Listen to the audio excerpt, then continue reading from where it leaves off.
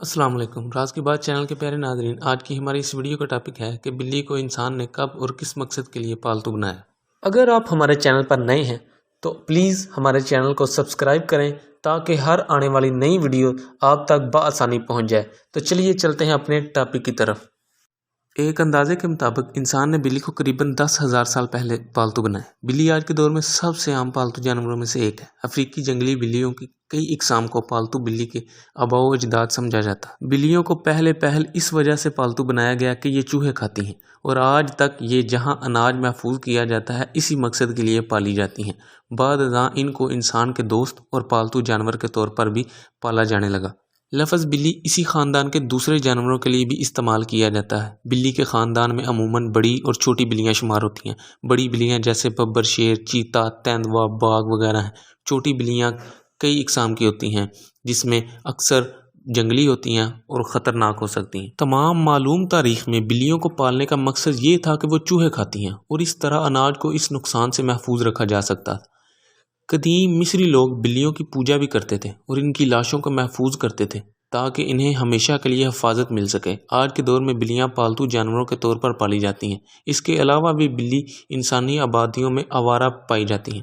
ترقی یافتہ ممالک میں بلیوں کو پالتو بنانے کا رواج بہت زیادہ ہے اور ان کے لیے مخصوص خوراک تیار کرنے کے کاروبار کو ایک بڑی صنعت کی حیثیت حاصل ہے۔ بلیوں کو قدیم دور کے بعد مشرق قریب میں عقیدت دی گئی۔ اسلام نے اس روایت کو اپنے انداز میں اپنا لیا جو اس عقیدت سے بالکل ہٹ کر ہے جو دیگر قدیم مذاہب میں بلی کو دی گئی۔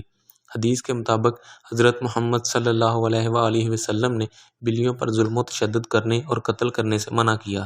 امام بخاری اور دار قطنی وغیرہ نے صحیح کہا ہے، شریعت اسلامیہ میں بلیوں کی خرید و فروخت منع ہے۔ صحیح مسلم میں ابو زبیر سے حدیث مروی ہے، وہ کہتے ہیں کہ میں نے جابر رضی اللہ تعالیٰ عنہ سے کتے اور بلی کی قیمت کے متعلق دریافت کیا تو وہ کہنے لگے نبی کریم صلی اللہ علیہ وآلہ وسلم نے ان سے روکا۔ جانور انسان کے علاوہ مخفی دنیا کے وجود کا احساس کر لیتے ہیں۔ سائنس بھی ان کی اس صلاحیت کو تسلیم کر چکی ہے۔ کسی آفت کے رونما ہونے سے پرندے پھڑپھڑاتے ہوئے اڑنا شروع کر دیتے ہیں تو کیڑے مکوڑے اپنے بلوں سے باہر آ جاتے ہیں۔ زمانہ قدیم سے لوگ جانوروں اور حشرات کی ان خصوصیات سے آگاہ ہیں اور ان سے تعبیر اور فال بھی لیتے رہے ہیں۔ کتا اور بلی تو ایسے جانوروں میں شمار ہوتے ہیں جو انجانی مخلوق کو دیکھنے کی صلاحیت رکھتے ہیں۔ چند سال سے بلی کی اس صلاحیت کا بھی چرچا ہو رہا ہے۔ وہ موت کے فرشتوں کو دیکھ کر وہ کسی مرنے والے انسان کی طرف راغب ہو جاتی ہے۔ کالی بلی راستہ کاٹ جائے تو اسے نحوست اور سخت بدقسمتی کی علامت سمجھا جاتا ہے، مگر کیوں؟ حقیقت تو یہ ہے کہ بیچاری بلی کا آپ کی قسمت کے ساتھ قطعاً کوئی تعلق نہیں۔ زمانہ قبل مسیح کے مصر میں تو بلیوں کو مقدس سمجھا جاتا تھا اور کسی بلی کو نقصان پہنچانا عظیم گناہ سمجھا جاتا تھا۔